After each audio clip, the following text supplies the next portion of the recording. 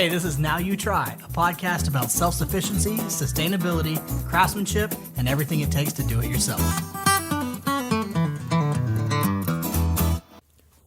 So people don't tend to think of Texas as a coastal state, honestly. Right. Like, when you talk to most people, like they're thinking of Texas as being like chaparral, desert, high plains, like, you know, and then like a little bit of like forest in East Texas. People, it's weird. Outside of Texas especially, I don't think people ever mention the Texas coast. I was talking to one of my coworkers. She lives in California, and I was like, yeah, I'm going to coast this weekend. And she goes, which coast? Right. The third coast, lady. Yeah. I live in Texas. There's one coast, and that's the Gulf Coast. Yeah. So, I mean, as a straight line, there's like 400 miles of it. But with all put together, there's like 3,700 miles of coastline in Texas. That's a lot. Like, that's a lot of coastline. That's a lot of access. Well, and the Gulf Coast, I'm probably wrong here. It's probably just a little of my Texas bravado. But I think there's actually more Gulf Coast than there is like Atlantic or Pacific coast in the United States. Well, yeah, and some of that could just be the terrain that we have. That we have so many inlets, so many bays, so many little. Like it's incredibly varied too. Like there's a huge amount of like interesting marshland. There's you have like what is it down there? Like I think it's Laguna Atascosa down there, like near Corpus. You have this amazing wildlife area down there. But there's also fishing, and so it's weird thinking about people not from the state or not from here thinking about that. Like they don't think of Texas that way, because in Texas, if you're on the right email list or you follow the Texas Parks and Wildlife, when it gets to be time, like, that's all anybody's talking about. Oh, yeah. Getting down to the coast and fishing is a big deal. It's a thing. I mean, it's kind of, it's almost like a rite of passage, right? Like, as a Texan, like, one of your vacations every summer is going down to the coast for the weekend. We're going down the coast. Well, hey, guess what I'm doing 2 weekends from now? Yeah. Same here. I'm heading down myself soon. Oh, nice. So where are you headed? We're going to Corpus. Nice. Corpus Christi. Yeah. The gem of the Gulf Coast. We could say it like that. Yeah. Sure. Well, part of the stipulation, I'm not going for a guy's fishing trip. Right. We're going for a family vacation. Okay. So there's got to be beach. Yeah. Right. If you're, if you're going just to fish, Rockport is really like the jam. If you're just going purely for some fishing, maybe you're going with a couple buddies, get a Airbnb or something and stay in Rockport, and it's just for fishing. There's no beach action in Rockport. That's right there in the name, Rockport. Yeah, exactly. It's just for fishing. They named that very accurately. But if you get further south on Mustang Island there and you're Corpus Christi, the beaches are decent. I mean, we're not talking about Destin, Florida, white sand beaches. Right. But they're not like straight gravel or anything like that. So yeah, which, I mean, you're going to get your fair share of, honestly. And there's a reason a lot of the places on the Texas coast are as popular as they are, is because they're not gravel and rock. Right. You actually get real beaches. So we are, the weekend after you go, we're headed down to Jamaica Beach, which is kind of the southwestern edge of Galveston. Mm-hmm. So we're getting a beach house there. But one of the things that we decided to do over that trip is we chartered a fishing trip out. Oh, cool. So we did an afternoon one because we're going to take young kids. We're going to take my 10 and 6-year-old out with us. Mm-hmm. And although I would like to be out there early in the morning to beat the heat and, maybe the activity is a little bit better, I'm just being a realist. And I don't think that I'm going to get those kids out of bed at 5 in the morning, geared up and ready to go, and like get them on the boat by 6 o'clock. I just don't think it's going to happen. So, the trick is to pluck them from their beds asleep, put them in the car, and then wake them up when you get there. Yeah, but who's going to do that for me? Is the real question that I'm having.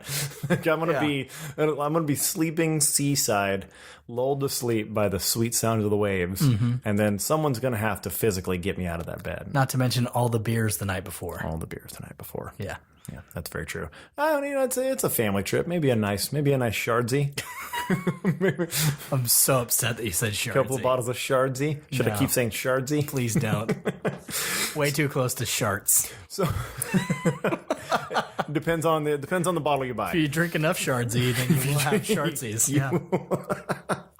So we've talked about this, off mic, is that this is my first chartered fishing trip. Yeah. This is the first time. Actually, that's not true. Like, as I say it, I've been out as a kid. I went deep sea with my dad and my brother way long ago, but I mean, I was just mostly a spectator at that point. Sure. I just remember he caught a gigantic sturgeon and like that thing flopped around the deck and tried to kill all of us. It was great. Like that was, I wonder why that memory stuck. Memories. Yeah, right.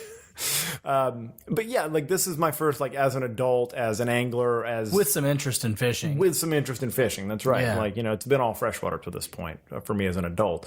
So, that's kind of why, like, I thought it was good that we get on the mic and we just talk about it, because there's so much going into that, and there's so many reasons to do it. Like, obviously there's a big why, and you're not chartering a boat. You're probably going to do some dock fishing. Yeah. The place we're staying actually has a dock, right near the Packery Channel. So we're going to be just taking our chances right there from the dock, which it's definitely got its benefits, because we can just get up when we get up, walk down there and start throwing. I mean, there's going to be better times of the day. Yeah. And I actually downloaded this app. It's a Solunar app. It tracks the sun and the moon and the weather and all that kind of stuff. And it tells you like when the best days are to fish. Wow. And when the best times of those days are to fish.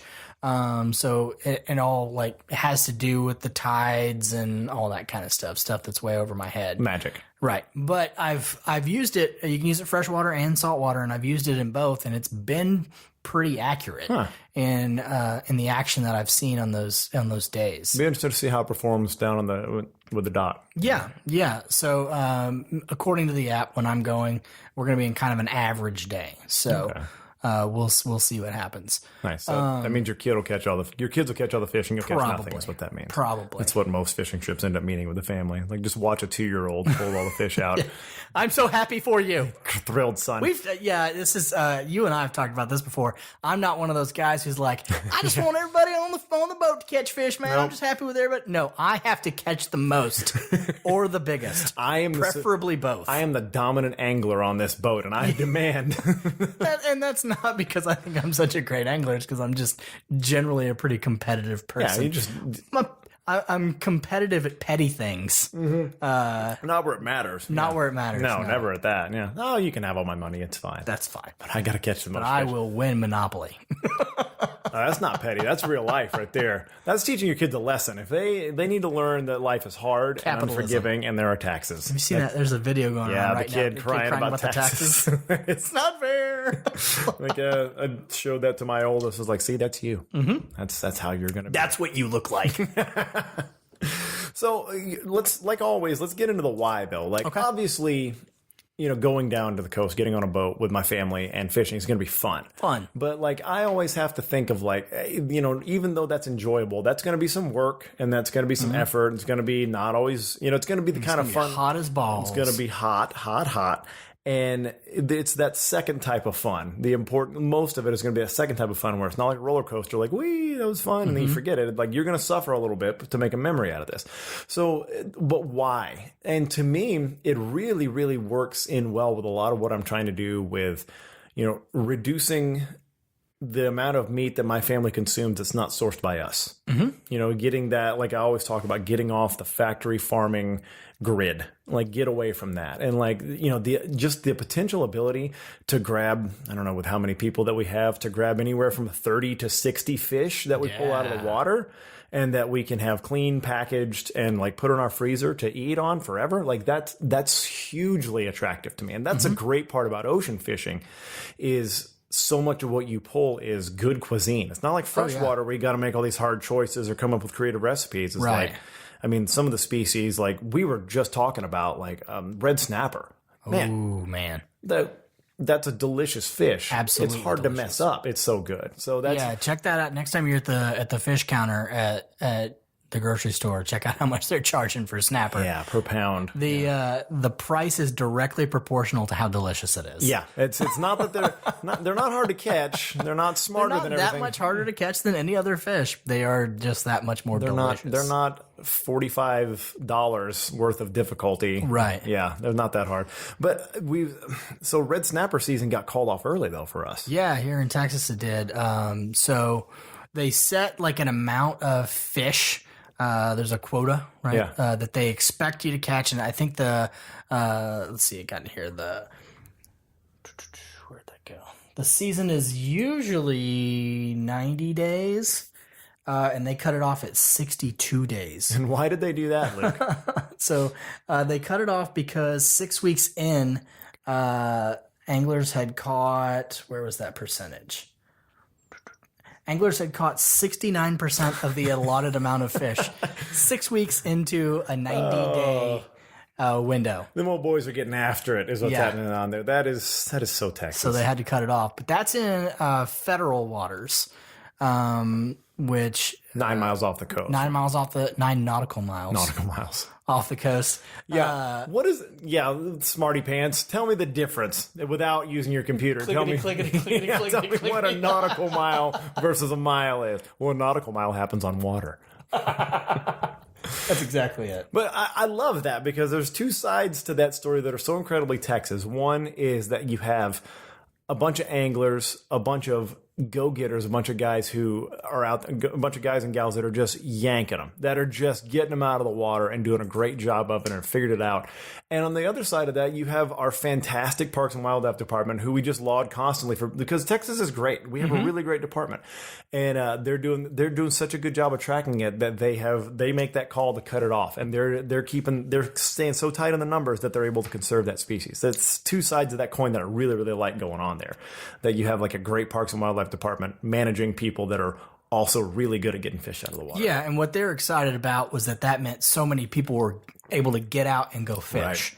Right. In the article I read, that's what they were pumped about, which is good because that means there's just more people out there doing it. But that also means there's more people out there buying fishing licenses, which goes to the Texas Parks and Wildlife, which goes to promote, conservancy and all that kind of conservation and all that kind of stuff. Yeah, there's a chunk of that goes federal too. One nautical mile is 1.15 miles. Just popped into your head now. Just now, wow, that's amazing that you were just looking up something unrelated over there, and then it popped into your head. Yeah, so and it's not obviously not shocking, but that's.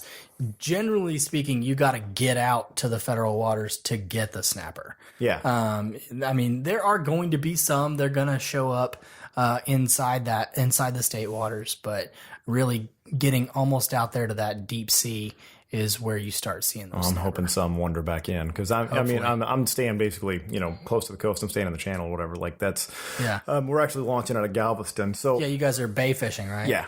But what other I've done a little bit of research figuring out, but what are the species I can most likely expect to be pulling out? What should we expect to catch? So really, when you're fishing for fish to catch and keep in the bays, in the Texas Gulf Coast, redfish is king. Also red drum, it's the same thing. Okay. These guys fight like no other fish that you can catch out there. I mean, occasionally like a tarpon will make its way into and they're like kind of having a resurgence in the Texas Gulf Coast. But you can't keep those and eat them, right? So if we're focusing purely on the fish that we want to catch and eat, I mean, you might get a shark. That happens. You can eat them, right? You can eat shark. Yeah. It's important that you get your, you download it's like, we're not sponsored yet by Texas Parks and Wildlife, but we're working on that. Download their outdoor annual app and that's going to give you all of the lengths and bag limits and all that kind of stuff. Minimum lengths, maximum lengths, all that sort of stuff. So like on a redfish, it's got to be between 20 and 28 inches, to keep. So no smaller, no larger. Although if you get the super combo license, like you can keep one big giant redfish. Okay. But in my experience, the bigger they get, the less tasty they are. That seems to be the case with most ocean life. Yeah. Because they've been eating more fish. They've been eating 20 to 28 inches is really, that's ideal. Like the Goldilocks zone for flavor. Pretty much. Nice. And it just also so happens to be your legal size. Man, what do you know? You can also be fishing for black drum out there, which are delicious. Similar species, still fun to fish for and fun to fight and very, very tasty. Trout, sea trout, speckled trout is what you're looking for there. 15-inch minimum on those currently. That's such a big trout compared to what used to freshwater. It is, yeah. Like just 15 inches. Like just 15 If you pulled out a 15-inch fish out of a river, you'd never stop talking about it. Exactly. Yeah. Exactly. That's awesome. So there's that. You might get lucky on some flounder, maybe some amberjack, something like that as well.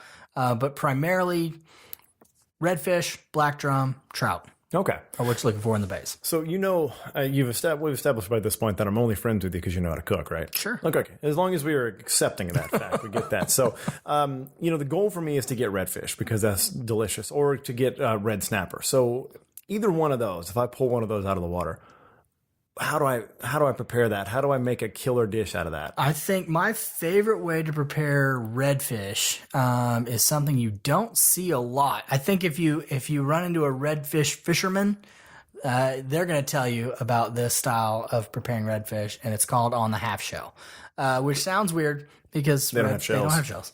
But what it is you basically you fillet. You cut the fillet off the fish. So you gut the fish and then cut the fillet off the backbone, right? But you don't skin it. You don't scale it. Okay. You leave the scales and skin on, and then you're left with a fleshy side on the other side, right? So like when you get salmon from the grocery store, kind of how that looks. Kind of like that, but in this one, you still even have, I mean, salmon don't have scales, but on this, it will not scales like a redfish has. Right. You're going to leave the scales on too, which seems weird. Yeah. But here's why. You're just going to season that fleshy side. You're going to put it on the grill, and you're going to cook it 100% without flipping it over, scale side down. And so the scales and skin are going to protect the flesh from burning and allow it to cook all the way through without you having to flip it over and run into a situation where you got fish stuck on a grill. Yeah, and that sounds honestly easy enough for me to do. Really easy, yeah. Like there's nothing crazy I got to try. And so I'm guessing because of that, that's how I'll eat most of what I catch. That's great. I mean, when you go out with a guide, a lot of times they're going to offer you cleaning service as well. Yeah. So when they're doing that, they're gonna gut, skin, and fillet everything. Yeah. So you'll end up with just a bunch of super clean fish fillets that are great for breading and frying. They're going to be great for throwing in a skillet with some butter, some salt and pepper. So I should ask maybe like, hey, reserve a couple of those. Yeah, if you get a redfish, say, hey, man, I really want to try cooking one on the half shell. And he's going to know what you're talking about. So he'll just fillet it off and give it to you with scales and stuff on like that. And I honestly, I would probably, just because of my in general inexperience overall cleaning fish, I might ask him like, hey, can you just gut a couple and preserve them for me? Yeah, and let me have a chance at them. Like that's and that actually got me thinking, because we were talking about seeing red snapper at the grocery store. One of the things that I did when I got to be a grown up and started getting into fishing again, because I had forgotten everything that I ever knew about cleaning a fish, is you can just go buy fish. You can go buy whole fish, and you can practice on those fish. Like, it's an expensive way to learn for sure, but get the cheapest fish you can.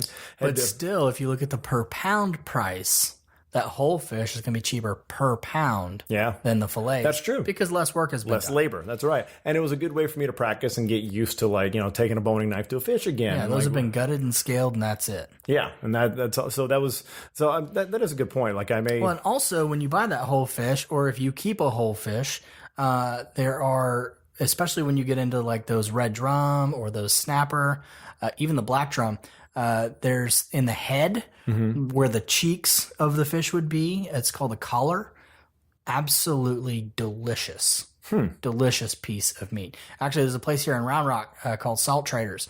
On their menu, they sell snapper collars. Wow. So it's the front of the head's off, but it's the back part of the head, like right there by the gills. Yeah. And it's like the cheeks of the fish. Yeah. It's called the collar, and it's a great, super tender, so flavorful just muscle piece in there of meat. Oh, that sounds good. Which you don't get if you cut the heads off and throw those away. Yeah, and I mean, I imagine those guys, they're going to be moving the speed of light to clean that stuff. Oh, they're going to be filleting them out because that's the fastest way to do it. For sure. And they are trying to fillet as many fish as they can, as fast as they can. Because that's their job, and that's fine. Yeah. So you had talked about your previous experience out on chartered boats, and one thing I really liked that you've kind of passed on to me with taking this trip is, don't just be out there to be entertained and catch fish. Right. Be out there to learn something. Yeah, use it as a learning experience. The best way to get better at something is to watch somebody better than you do it. Watch somebody who does it every day. Right. Exactly. And that's what these guys do all day, every day, is fish. I went out a couple summers ago with my buddy Dan, And he told me he knows as much about fishing now because he spent 10 years going out on chartered trips. Yeah. And so That's his education. He paid for a degree. Yeah. Is what he did. Yeah, you go degree and you in fishing. say, you on your chartered trip, right? They're going to tell you what time to be there, right? And you're gonna watch which way they go. They go out into the bay, where they go in the bay, and while you're going to the spot, you ask, so what are you looking for? What is it? Do you have spots that you just always go to? Is there something you're looking for specifically? Does it change at the time of day? Because all these things are true. Share what the guy told you last time you went out. Because So I we love were, this. We were out. We were out in the bay in Rockport, and he said, we stopped the boat. We're super still, and we're just looking at the water. I said, well, what are you looking for? He said, I'm looking for nervous water. I said, what does that mean? And he said, it's water that doesn't look like all the other water. Right. And I'm like, okay, so you're looking out, and the water's obviously moving all the time. You're never going to have like perfectly still glass water out on the bay, 'cause it's always coming in. But you can look at it and you can see the waves rippling, at a certain pace in a certain direction. And then you might see an area that might be like an oblong, an oval shape or something that looks different all of a sudden. And there's no reason it should, right? Just all of a sudden there's just a spot of water that looks different than all the other water. Not necessarily in color, but in the way it's moving. Yeah. And he goes, okay, you see right there? I think he and points nervous is at such a great way to describe it. It is, because it's different. It's moving, but it's not moving like it should. Like the rhythm is wrong. Yeah. Yeah. He goes, there's a bunch of fish right there. And he's like, so let's chuck our baits out there. And so we did. But what's also interesting is that he goes, when you see a school of these fish, and we were fishing specifically for black drum in this particular case. And when you see them, there might be 100 fish under there, but maybe 2 of them are eating. And so in all that space, think about yourself and think about maybe you're a waiter at a party and you're serving past appetizers. Okay. And you got to walk into a room of 100 people and only 2 of them are hungry. You got to go find those 2 people. Yeah. You also have to be carrying the tray of food that they're interested in eating at that very moment. Right.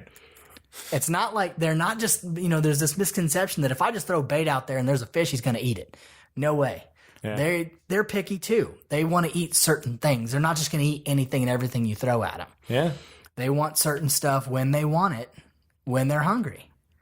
So there's so many things that have to align, but give yourself as many advantages as possible, right? Yeah. This guide you're going out with is going to know what to throw at what time of day, depending on what you're fishing for and where you're fishing for. Yeah, and we're using his gear. And all you can do is best guess too. This is based on his experience. Sure. And you may still throw out there. And we would throw out. We had 4 guys on the boat, and the guide's throwing out a line.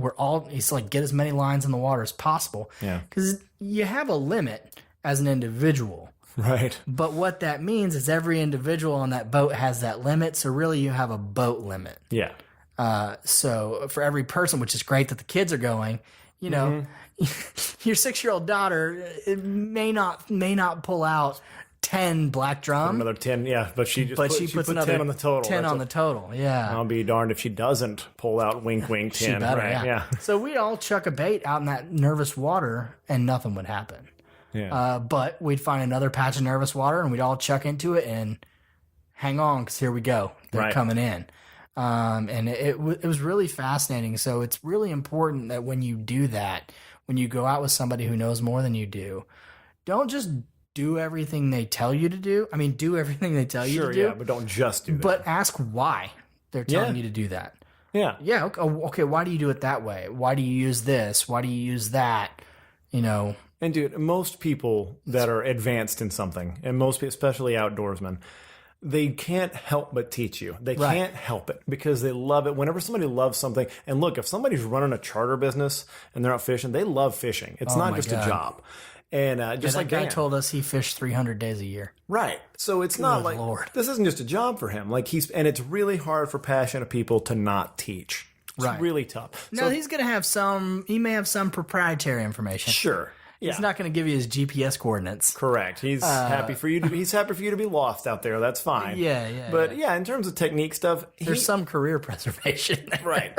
But him teaching me or my son or my wife the technique of fishing or like some like tactical things is no skin off his teeth, and he knows that. He knows like that's the top, very tippy top 0.01% of the iceberg that he's teaching us that we need to know. But that's and him taking that time to teach you something is going to in some way endear you to him and make you more likely to book him again. Absolutely, and that's 100% true. Like especially if you yank in a bunch of fish, right? That will be the number one thing. Yeah, pushing it all for me. But yeah, I'm very much looking forward to just getting out there and doing it again, since I haven't done so since I was a kid. You know, like now, is there a difference between where you're going and where I'm going, like dockfish wise, what you can expect to pull in, or are we looking for the same stuff? Same stuff. Really? Yeah. I was out earlier this summer and I pulled in a couple of trout, one keeper.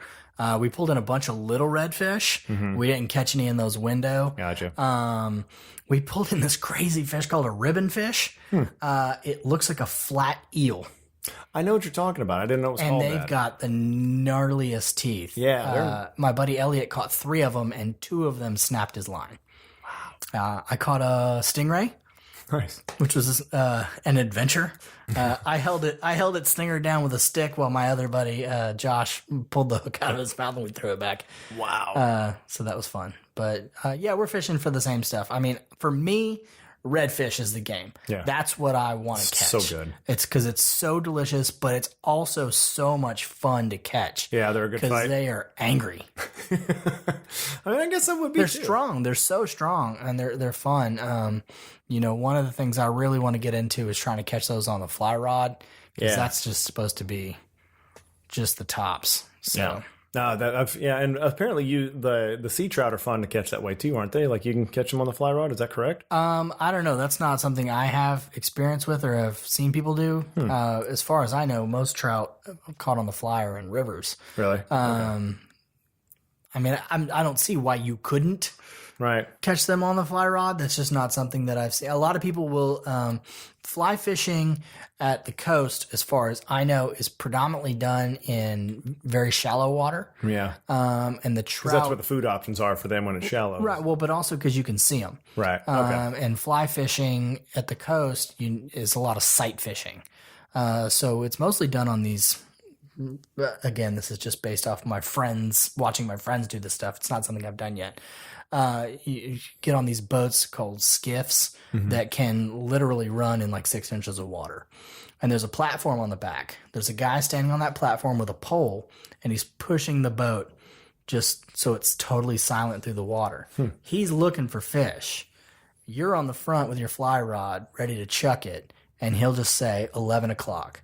And you just turn and chuck your fly at 11 o'clock, and he'll say like 60 yards or something. Nice. And you'll chuck it out there and you'll strip it, and he'll tell you when that fish is going to hit it and when to yank it. It's like a team sport. Yeah. I really want to do it. You made that sound a lot more fun than I expected. I've got some buddies who do it, so it's just a matter of, coordinating time. You don't have any friends. All that kind of stuff. You forgot about that. I know of people. Right. I saw a guy on Instagram do it, so I'm going to DM him. Yeah.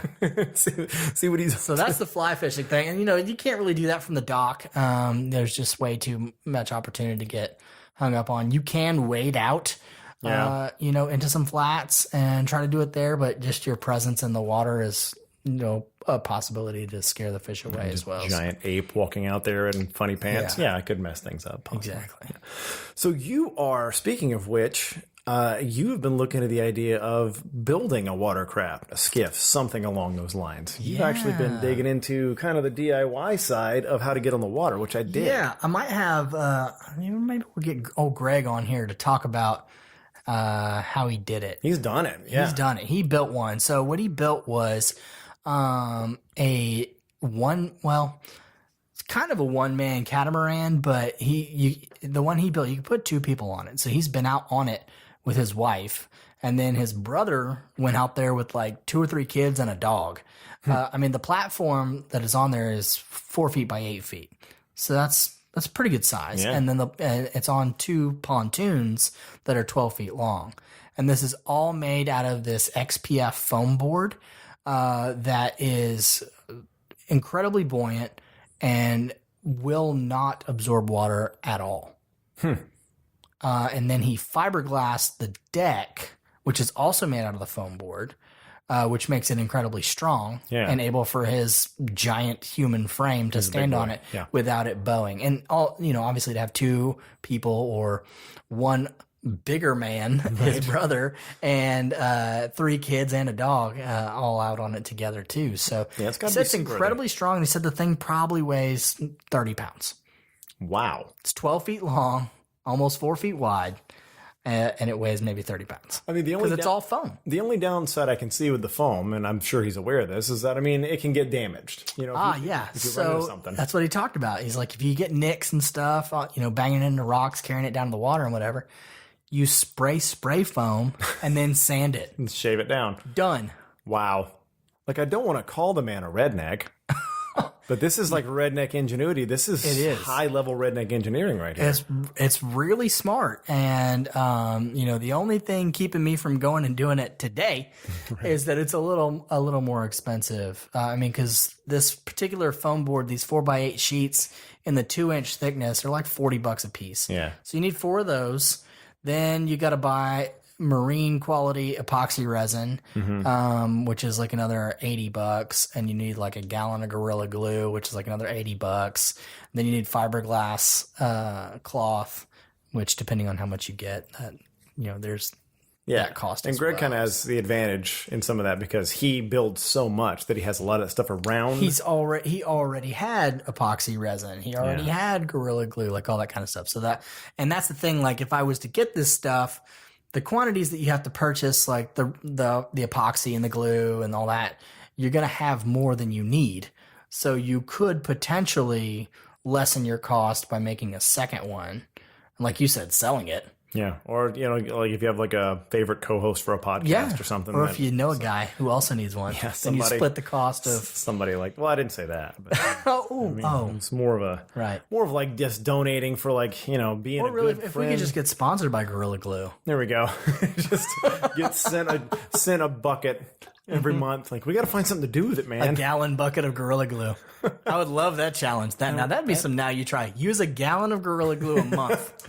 Maybe not so much on the environmental sustainability side, but also on the DIY side. Yeah, I could find a way to use a gallon of Gorilla Glue. Sure. I mean, you just eat whatever's left over, right? I guess. Yeah, that's what I do with most pastes.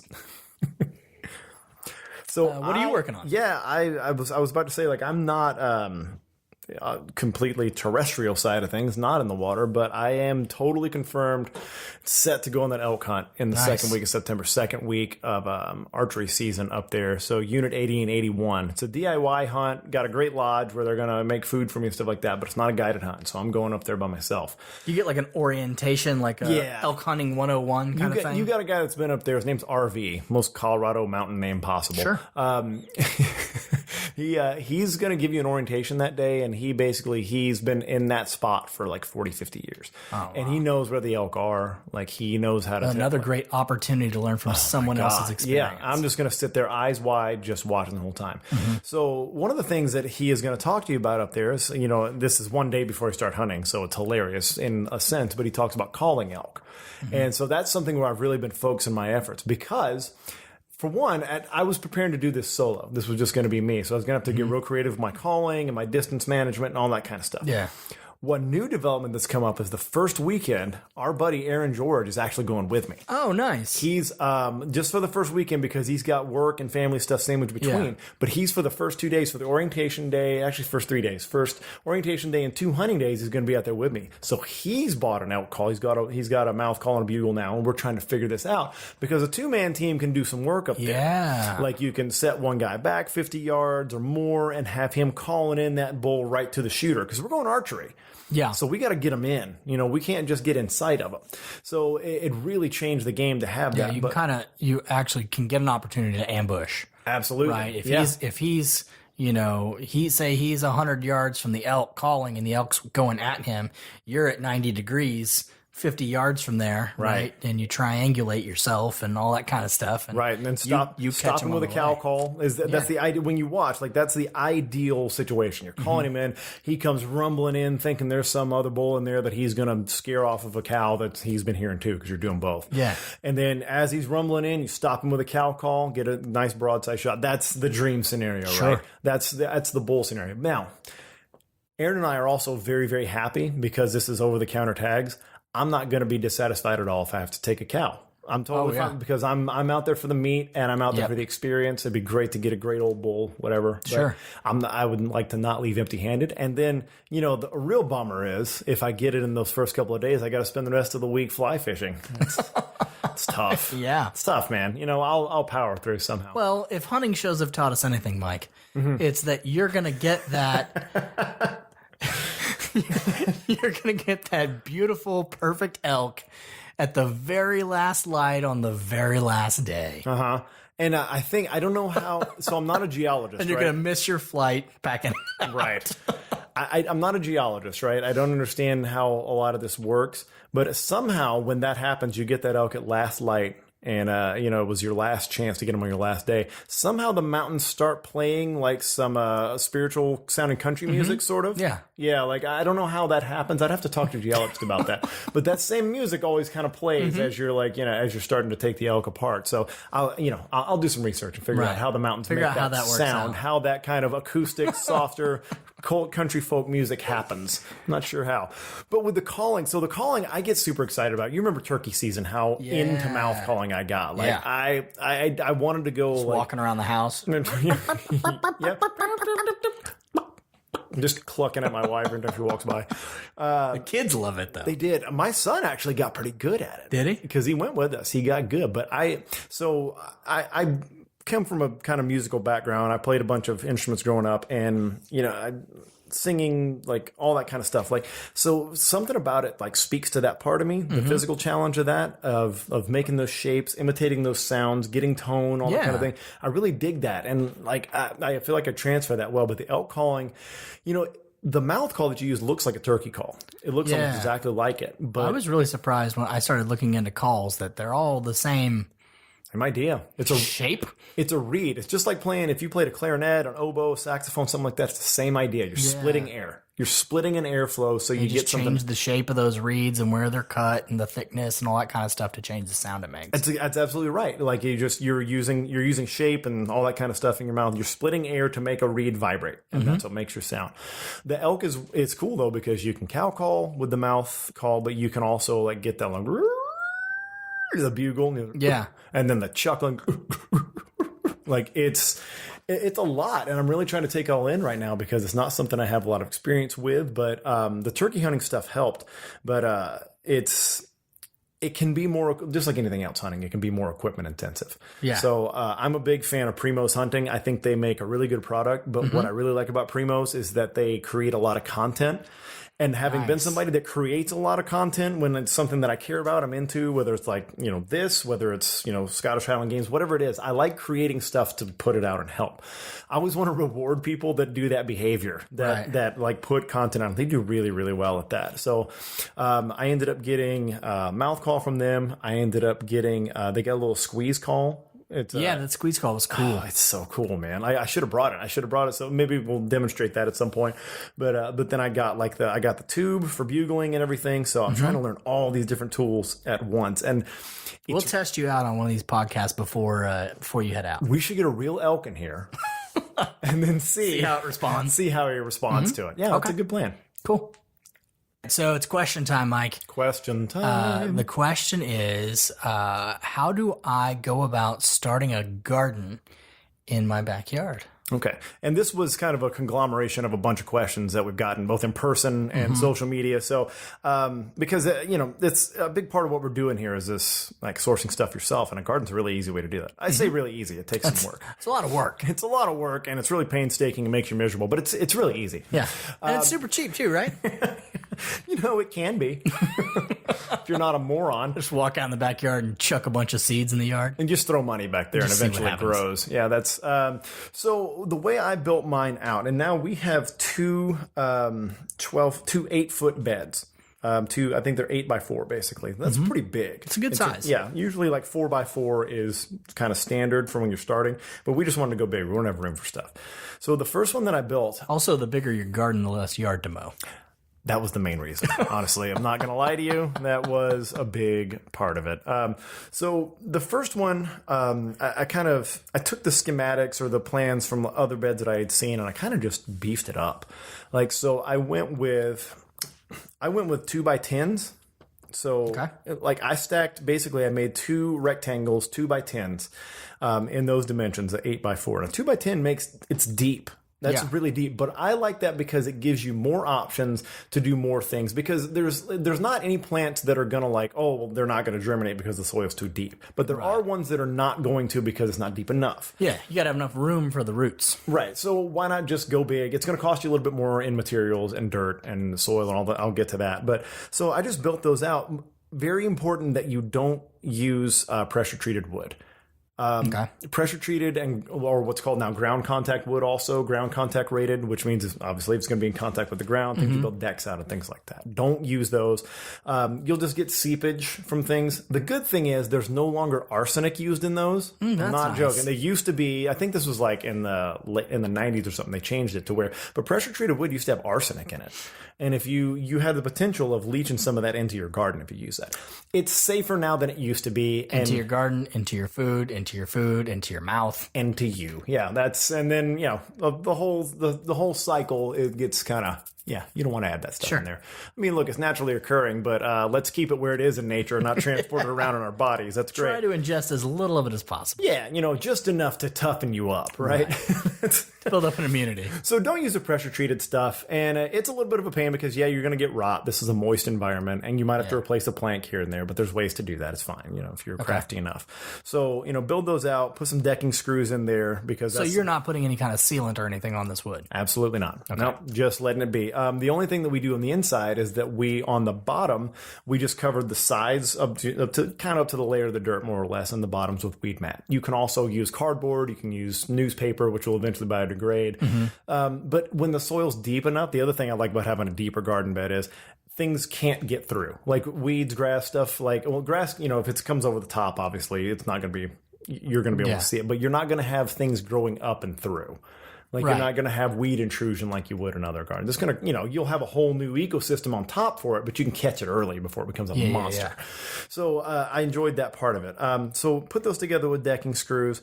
We've lined the bottom with. And is it literally just 4 boards screwed together to make a rectangle and set it on the ground? Yeah, that's right. So you're not putting any stakes in the ground or anything like that? And not truly stakes. We didn't do that because this is heavy enough to where it's not. There's no training. That's the thing I liked about this model too. And I also took 2x4s, put them at the corners to reinforce the corners so you keep your right angles, because that's where you're going to start getting some degradation in the structure. Then put another couple in the middle. Now here's an addition that if you don't think of it in time, it's going to be a pain to do later. I took 4 pieces of PVC. And there's an associated article about this at nowyoutry.com that's going to have the whole plan of how we put this together. But we took PVC pipe and we cut it into about 18-inch, which is all things considered. That's what two 2x10s on top of each other really are. We cut it flush to the top of those. You take and this is like 3/4-inch PVC pipe, the skinny stuff, and we just lashed those with metal to the side, to the inner board, to the inside. What that offers you, and they stick up above the dirt. What that offers you is when you get into cold weather or really, you need to greenhouse them, you can put in some like metal poles, some rods, anything like that, or even a skinnier piece of PVC if you can find that, like whatever you want. And you can build a little greenhouse, put a tarp over everything. Make some loops, right? Right, make some loops and then drape a tarp over it if you need to greenhouse or if you need to protect against, like a hard freeze or anything like that. Okay. So it gives us that ability to do that. And then for what we did, so there's a method called square foot gardening, which is basically a method where you divide out your bed into square foot increments, and then you plant things in there. Like this will be your tomato patch. So you don't plant in rows or anything like that. Right. But we didn't actually end up sticking with that. We didn't do that because we wanted more freedom. We wanted to have some things more than others, so we just let them grow. And we planted a bunch of watermelon, and watermelon doesn't give one good damn about where you plant it. It's going wherever it wants. Because I'm watermelon. Yes, I'm vining out into the neighbor's yard. Yeah, take that. So we abandoned that, but one thing I really liked in it is that there is a square foot gardening mix of soils. It's called Mel's Mix. That's kind of because Mel, I can't remember his name, but that was the first name of the guy that kind of pioneered square foot gardening. And God, I got to get this right. So it is, it's basically cut into thirds. You're getting peat moss, compost, and vermiculite. So all divided into thirds. So, and you can find those at literally any like landscape or gardening supply store. You can find them at Home Depot, whatever. Like they're so common that that's what they're using. The nice thing is if you're already composting in your backyard, hey, you got your compost. But I will warn you, you don't have enough. You don't have enough. It's good to use your stuff to enrich, and to do that, it's fine. But so it's a third of each. Dump them in. Give your kids some trowels and hose and stuff and have them mix it up for you while you're dumping it in there. And then you're good. Like it was a really basic build. And it's that combination of things in the soil has been really, really great for moisture retention, especially in Texas. It's big. The vermiculite is good for that.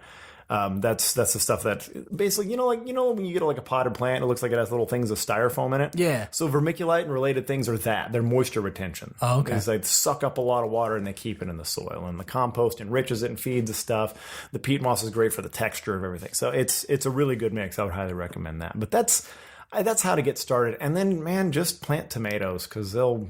Are you buying transplant plants or are you germinating seeds? Mix of both. We tried a little bit of both. We had some seedlings that did really well, and then we had some transplants that did really well. On the seedlings, did you like germinate them like in the house and stuff? Yeah, in the house or on the porch because we did it at the right time of year. You can just do it outside, and that it's fine. But you certainly do it inside. And then once they sprout, you move them over. Yeah, and then you move them over, they all die, and then you give up and get a transplant. Yeah, but that was. What'd you tell everybody? Yeah, those ones are germinated. Yeah. It doesn't matter what happened. It matters the story you tell later on, right? If I learned nothing from hunting and fishing, it's that.